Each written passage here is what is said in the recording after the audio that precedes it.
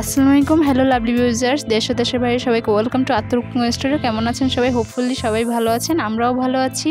আর এখন তো ভালো থাকারই কথা, দেশের যে একটা শান্তির দেশ বিরাজ করছে, সো সবাই ভালো থাকারই কথা। সো আর কথা না বাড়িয়ে চলুন শুরু করা যাক। Let's make started noodles pakora. খুবই ইজি এবং খুবই সামান্য উপকরণ তৈরি করে নিতে পারবেন এই মজাদার নুডলসের পাকোড়াটা। এটা স্ন্যাক্স, অ্যাপেটাইজার, নাস্তা সব কিছুর মধ্যেই পারফেক্ট হয়ে থাকবে। বাসায় ইনস্ট্যান্ট তৈরি করে নিতে পারবেন, সামান্য কিছু উপকরণে দিয়েই তৈরি হয়ে যাবে। এই জায়গায় আমি নিয়ে নিচ্ছি পেঁয়াজ কুচি আর দিয়ে দিচ্ছি কাঁচামরিচ কুচি। এটা স্পাইস বুঝে যতটুকু স্পাইস পছন্দ করেন ততটুকুই। আর দিয়ে দিচ্ছি পরিমাণ মতো নুনটা আপনাদের টেস্ট অনুযায়ী। আর এই জায়গায় আমি দিয়ে দিচ্ছি নুডলস। এই জায়গায় আমি নুডলসের যেই প্যাকেট আছে সেই প্যাকেটে 4টা স্টিক থাকে, সেই জায়গায় আমি একটা স্টিক সিদ্ধ করে তারপর এটা দিয়ে দিয়েছি। আর দিয়ে দিচ্ছি ধনিয়া পাতা প্রায় 1/3 কাপের মতো। আর নুডলসের ভিতরে যেই প্যাকেটের মশলাটা আছে সেটা দিয়ে দিচ্ছি। আর আরেকটু ঝাল হওয়ার জন্য দিয়ে দিচ্ছি মরিচের গুঁড়া। মরিচের গুঁড়াটা এটা আপনারা বুঝে দিয়ে নেবেন, যারা ঝাল বেশি পছন্দ করেন বেশি দিবেন, যারা ঝাল কম তারা ঝাল কম দিয়ে দিবেন। এই জায়গায় 1/4 কাপ দিয়ে দিচ্ছি কর্নফ্লাওয়ার। মাস্ট বি কর্নফ্লাওয়ারটা কিন্তু লাগবেই, কর্নফ্লাওয়ার না হলে কিন্তু এটা মচমচে এবং ক্রিসপি হবে না, সো অবশ্যই এটা দিতে হবে। আর এখন আমি একটা ডিম দিয়ে দিচ্ছি। আমার এই জায়গায় একটা স্টিকের জন্য আমি একটা দেশি মুরগির ডিম ইউজ করেছি, আপনারা সেটা পরিমাণ বুঝে দিয়ে নেবেন। আর কালারের জন্য আমি এই জায়গায় 1/2 চামচের মতো হলুদ গুঁড়া ইউজ করছি। এখন খুব ভালোভাবে সবগুলো মিক্সচার মিশিয়ে নিচ্ছি। আর আত্মর কুকিং স্টুডিও মানেই হচ্ছে সামান্য উপকরণে মজার রেসিপি, হোক হেভি কিংবা হেলদি।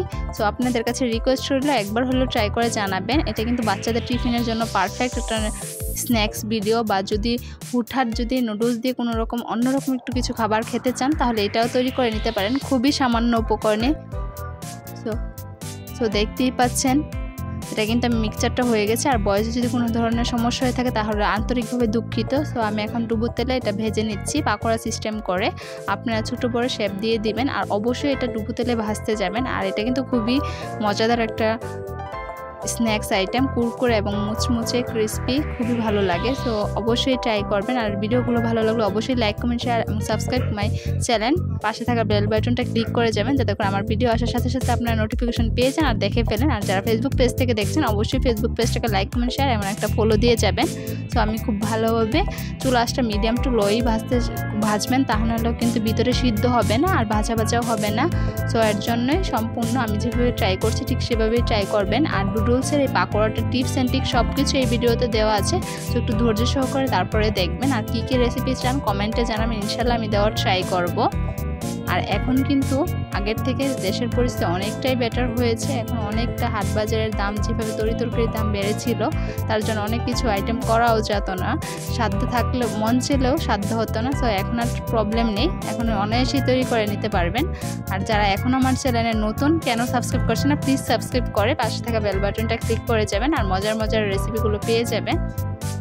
আপনাদের সুবিধার্থে কিন্তু আমি সব রকমের ভিডিও দিয়ে দিই, তার জন্য আপনারা আমাকে একটু ইন্সপায়ার করছেন। আর এই ইন্সপায়ারে আমি প্রতিনিয়ত আপনাদের কাছে প্রতিদিন একটা ভিডিও আপলোড করে ট্রাই করি।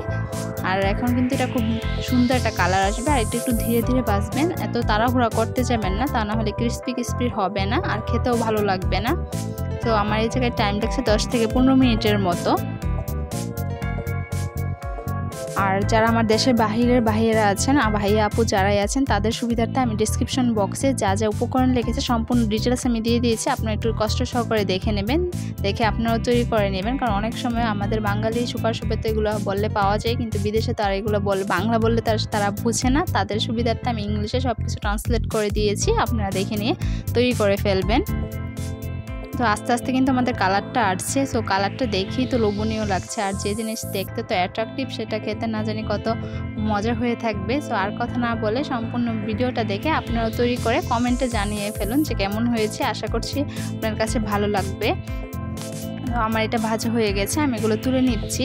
আর অবশ্যই চুলার আঁচটা মিডিয়াম টু লোই রাখবেন, তা নাহলে কিন্তু পুড়ে যাবে, কিন্তু ভিতরটা ভাজা হবে না আর খেতেও ভালো লাগবে না, একটা স্মেল আসবে। এখন আমি তুলে নিচ্ছি। আমি পরপর সবগুলো একসাথে এইভাবে ভেজে ফেলেছি, আপনারা আর আমি ক্যামেরায় দেখাইনি। সো ফাইনাল লুক এতটুকুই। খেয়ে টেস্ট করে আপনারাও তৈরি করে টেস্ট করে ফেলুন। তাহলে আজকে এতটুকুই বিদায় নিচ্ছি। সবাই আমার ফ্যামিলির জন্য দোয়া করবেন। সম্পূর্ণ ভিডিওটি দেখার জন্য আপনাদের অসংখ্য ধন্যবাদ। আসসালামু আলাইকুম।